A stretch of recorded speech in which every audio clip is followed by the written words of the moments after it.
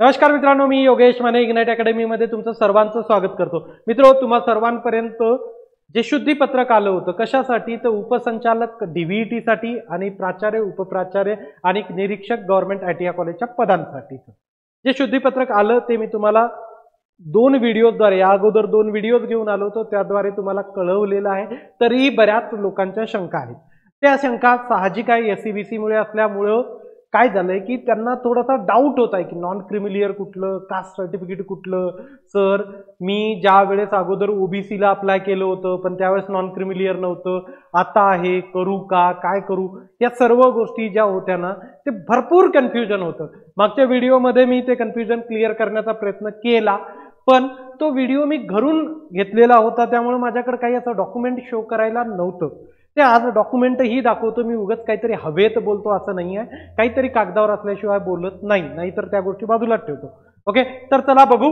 पहिलं काय होतं की कास्ट सर्टिफिकेट कधीपर्यंतचं हवं आणि NCL कुठल्या वर्षासाठी व्हॅलिड असणारं तुम्हाला गरजेचं आहे.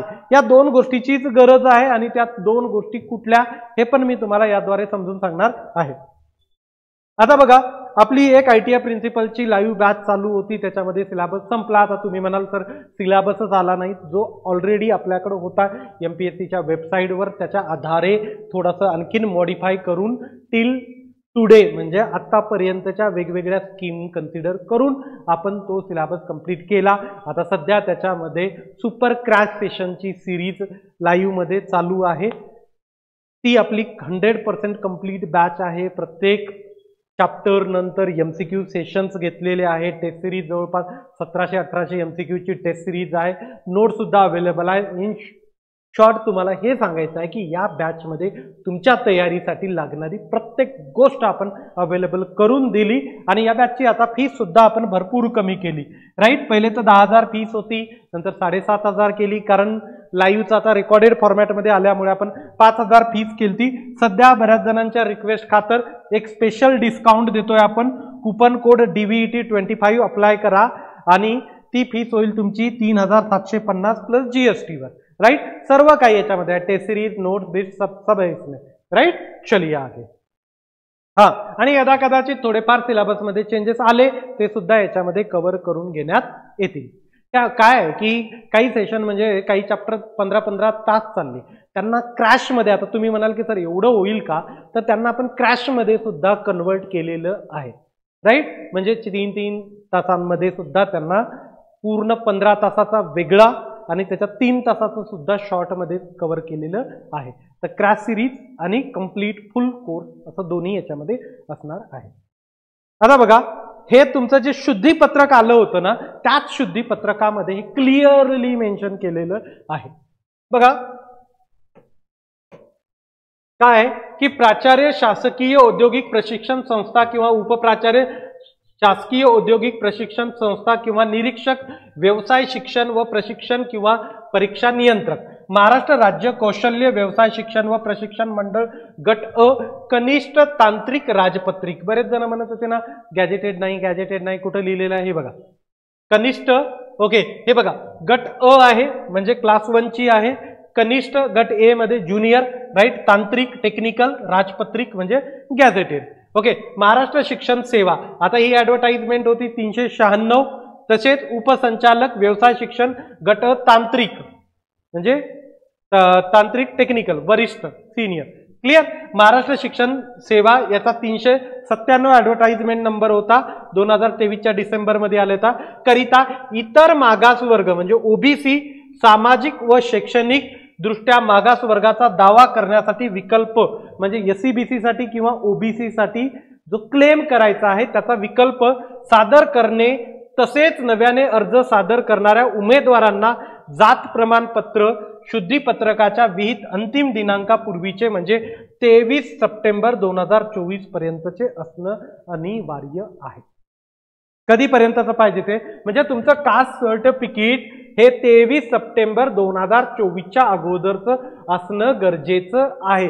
आता बघा, आजपासून म्हणजे 17ची सोडून द्या, 18, 19, 20, 3-4 दिवसात सुद्धा हे कास्ट सर्टिफिकेट काढलं जाऊ शकतं. तुम्ही अप्लाय करा, ऑनलाईनच करायचं आहे. पुन्हा त्यानंतर तहसीलदार साहेबांना जाऊन भेटा, त्यांना रिक्वेस्ट करा की सर लवकरात लवकर करता येईल का. जे कोणी आहे रिस्पॉन्सिबल ऑथॉरिटी, रिक्वेस्ट करा. तुमचं काम आहे ना रिक्वेस्ट करणं. लवकर निघत नाही का, तर लवकर सुद्धा निघतं. आणि खूप अगोदरपासून मित्र सांगत आलो, म्हणजे हे शुद्धीपत्रक येणार आहे हे मी तुम्हाला 2 महिने अगोदर सांगितलं, तर तेव्हा तुम्हाला काढा पण म्हटलं होतं. काढून ठेवायला तर काही हरकत नव्हती, आणखीन सुद्धा काढण्याचं काही बऱ्याच ठिकाणी उद्याची सुट्टी सुद्धा नाही, त्यामुळे तुम्ही काढू शकता. ओके, हे झालं कास्ट सर्टिफिकेट. त्यानंतर NCL कधीचं पाहिजे. प्रस्तुत संवर्गाकरिता मागासवर्ग व सामाजिक व शैक्षणिक दृष्ट्या मागासवर्गाचा दावा करणाऱ्या तसेच नव्याने अर्ज करणाऱ्या उमेदवारांना सन 23-24 आणि 24-25 या आर्थिक वर्षात वैध असणारं उन्नत व प्रगत गटात मोडत नसल्याचं म्हणजे NCL प्रमाणपत्र सादर करणे आवश्यक राहील. 2023-24 चालेल, याच्यामध्ये अथवा म्हटलेलं आहे किंवा राईट. 24-25 सुद्धा NCL तुम्हाला लागेल. या दोन्हीपैकी एक लागेल. पुढच्या वर्षीचं म्हणजे समजा की मार्च 2025च्या नंतर रिझल्ट लागला आणि तेव्हा तुम्ही डॉक्युमेंट व्हेरिफिकेशनला सर्टिफिकेट घेऊन जाल, तर ते 25-26 तेव्हा काढलेलं आहे राईट. ते नाही चालेल. तुम्हाला इथं वर्ष कुठल्या वर्षाचं व्हॅलिड असेल हे दिलेलं आहे. आता काही लोकांनी 2 वर्षापूर्वी काढलं, पण ते व्हॅलिड ते 23-24ला आहे आणि 24-25ला आहे, काही प्रॉब्लेम नाही. या वर्षासाठी व्हॅलिड पाहिजे. याच वर्षी काढलेलं असण्याची गरज नाही.